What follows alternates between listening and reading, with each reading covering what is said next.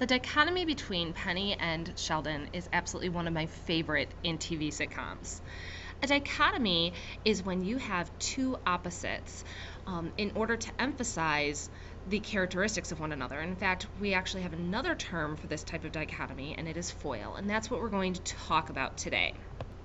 So let's start with the term dichotomy. A dichotomy is a division or contrast between two things that are or are represented as being opposed or entirely different. And these two things, it can be settings, it can be chapters themselves, it can be two paragraphs are a dichotomy of one another.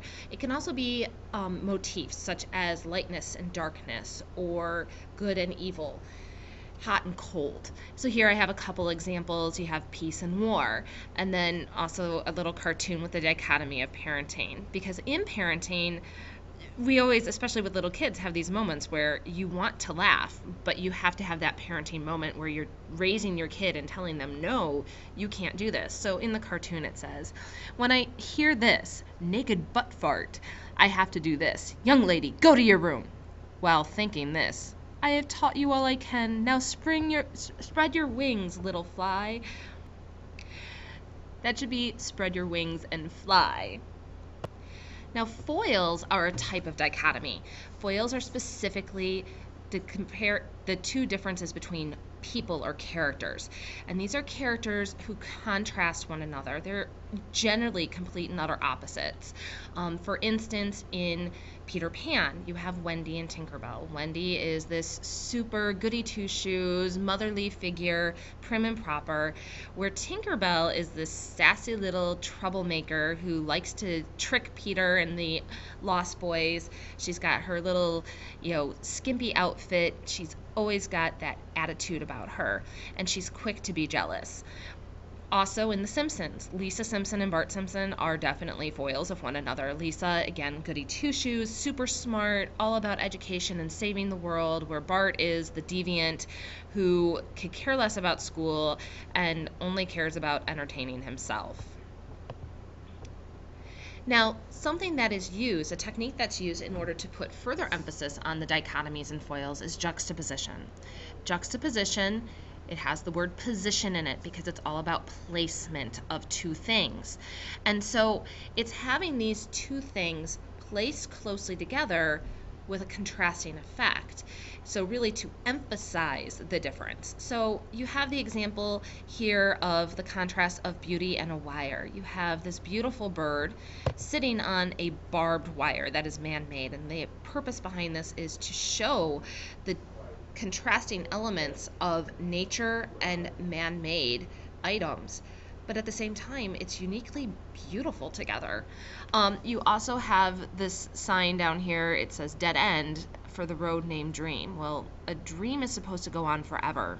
Dreams should never end. So it's ironic that it's on a dead end street. And so the fact that these are placed one on top of the other really emphasizes that oddness. So what it comes down to is, how are we going to find this stuff in literature? Well, you need to look for words and phrases, concepts, characters, settings that seem at odds with one another. It can be light and dark, it can be hot and cold. For instance, in Fahrenheit 451, you have the foils of Clarice and Mildred, and they are so often introduced one right after the other. Generally, Montague meets with Clarice and then immediately is set with Mildred. And Bradbury does that so that you can really see the difference between these two characters. Also, you need to consider the author's purpose for placing these concepts near one another. When we read Tale of Two Cities, we're going to have chapters that are juxtaposed to one another for the sole purpose of emphasizing the dichotomy between the chapters. So you need to always ask yourself why these two things together. Why do we have lightness and darkness at the same time? Why hot and cold at the same time? In Fahrenheit, why the technology and the nature imagery all the time together? And so here I have a quote.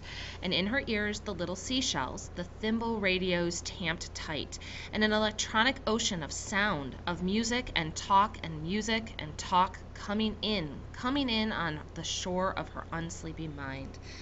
Here we have that dichotomy between the seashells, the thimble radios, and nature. I mean, they're referred to as seashells, something that is part of nature. Yet it's this technological thing. And we have to ask ourselves, well, why? Why is Bradbury putting these two concepts together? Well, because he's trying to emphasize that this is natural to the people of this time. This is completely and utterly natural to have these radios in their ears all the time, and this is their form of nature. They don't appreciate nature for what it really is. Instead, they focus more on the technology. So I want to end with you watching a short video. It's called The Colors of Evil, and I want you to spend some time looking at this video and asking yourself, who are the foils? And how do the animators emphasize the differences between the characters? What are any of the dichotomies, but also juxtaposition? And I want you to take notes on your handout for this, and we will be discussing this in class. So it's about a 4-minute video. Enjoy.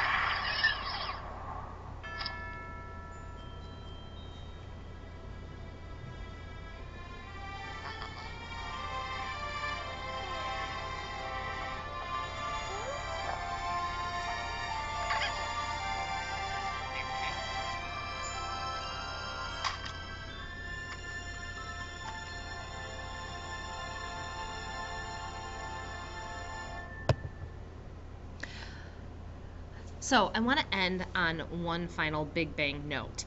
I want you to watch this short little clip so that you can further see the dichotomy and foil and all of that of Sheldon and Penny. And I want you to think about the juxtaposition. These two characters, they live across the hall from one another. They're also sitting next to each other. Leonard, the one in the glasses, is eventually becomes Penny's boyfriend. And why this juxtaposition? Okay, so Kim, the night manager, went on maternity leave, and her husband's name is Sandy, right? So get this. Her replacement is a woman named Sandy, whose husband's name is Kim. Wow! I know! What are the odds? Easily calculable. We begin by identifying a set of married couples with unisex names. We then eliminate those unqualified for restaurant work, the aged, the imprisoned, and the limbless, for example. Next, we look at the set of people with... It's an amazing coincidence. Can we leave it at that? I'm sorry. Oh, Penny. It's as if the Cheesecake Factory is run by witches. Sheldon, it's as if you don't think I'll punch you. Come on, you guys. All right, I hope you guys enjoyed, and I look forward to talking about dichotomy, foil, and juxtaposition with you in class tomorrow.